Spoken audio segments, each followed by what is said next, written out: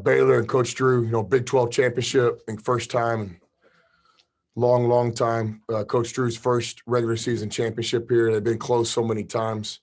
Um, and it's just a really good team. I think all the attention that they got this year is deserving. Those three starting guards play like that, and they can obviously win the whole thing.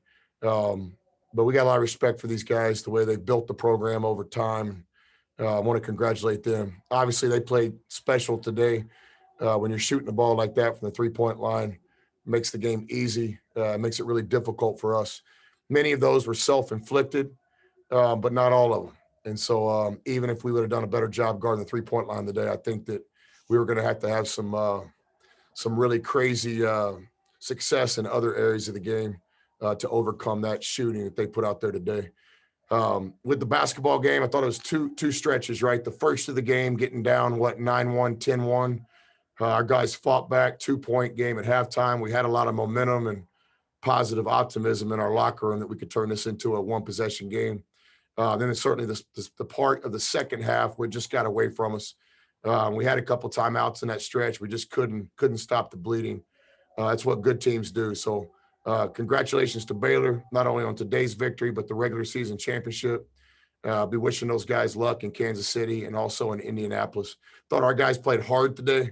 Our hearts were in the right place. We wanted to win. We just got to play better, obviously. Okay, let's go to Carlos Silva.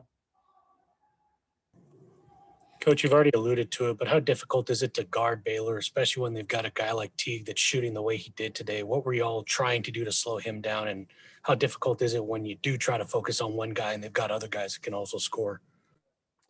Well, you can't focus on one. That's what makes it tough. I'm sure, a guy that knows a little bit about basketball probably sitting there thinking, why does that guy keep getting open shots? It's, you got Butler and Mitchell and some other guys to worry about it. A lot of it was self-inflicted. We made some key mistakes at terrible times, and it's what good teams like Baylor does. They make you pay.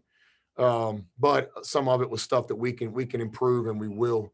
When the basket gets big like that, it's very difficult to guard. To me, defense becomes now not letting that person catch the ball. And they had it nice and spread out and did a good job getting the hot guy the ball. I think defense also becomes, hey, let's make the shooter a driver. And we had some success with that in the first half. We just had some missed assignments in the second half. But congratulate them. I'm not going to sit here and say it was everything that we could have done better. They played great today. I mean, you guys saw it as well as I did. Last one from me. In terms of Kyler being able to play his best basketball in March, he did it again today where he played some really good basketball. Just speak to what he was able to do to keep you all in that game in that first half, and just what you're looking forward to from him through the rest of March now. Well, I thought Kyler played with a lot of courage today, just like what was going on for Baylor, guys making shots. It's March, it's a player's game. You're not going to win games with fancy offenses or new out of bounds plays. I mean, it's players that win games. And I thought Kyler played with a lot of courage today, the courage to take big shots, to keep us in the game in the first half. He was aggressive on the defensive end. I'm not surprised at all. He's been working a long time to play on this stage his junior year. I'm looking forward to watching how he plays this month and coaching him and trying to help him in any way I can. Let's go to Eric Kelly. Coach, you talked about that run by you guys in the first half after you guys kind of got punched in the mouth there at first. What did you guys do well to spark your run a little bit there in that first half? Well, we had a low turnover first half, especially after the end of the game.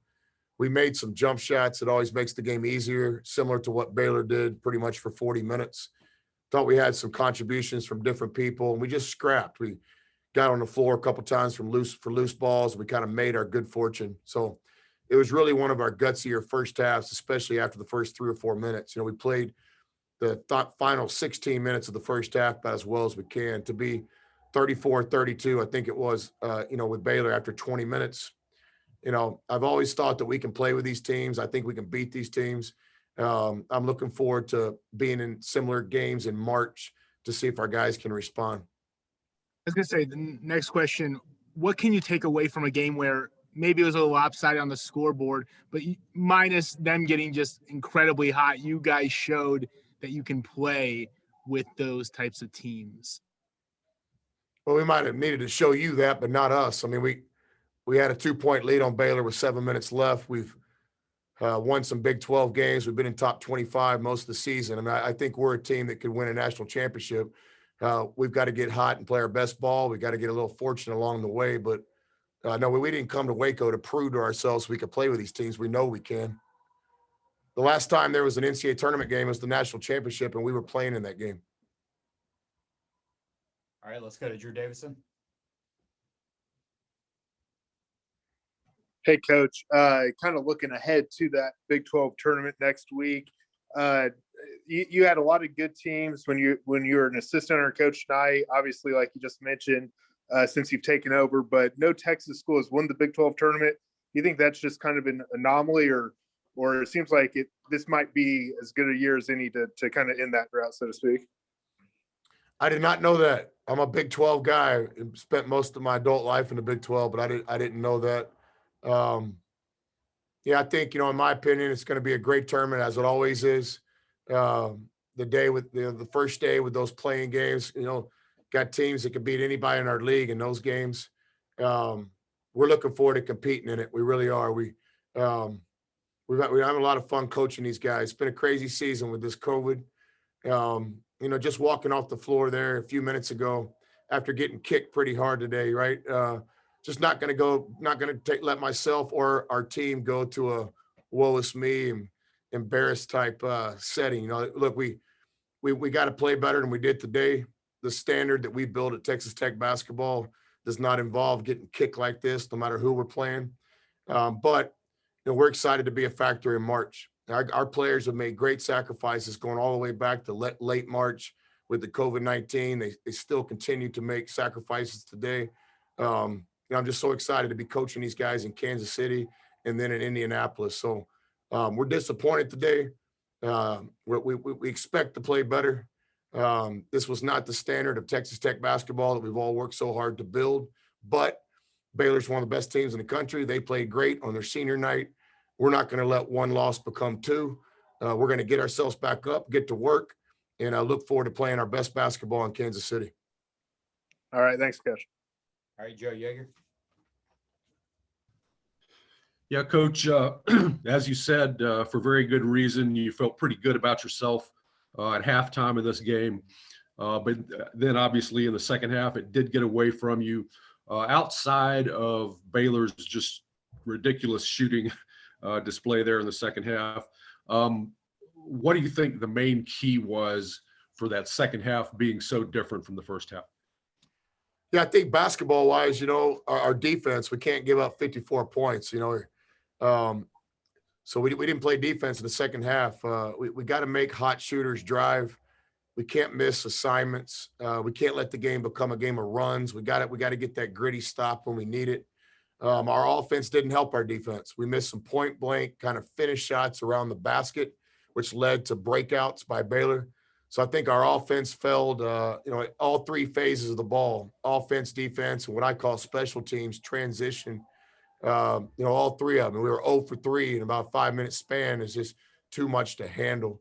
Then I thought, let's say it like it is. We got punched in the face and we didn't respond great.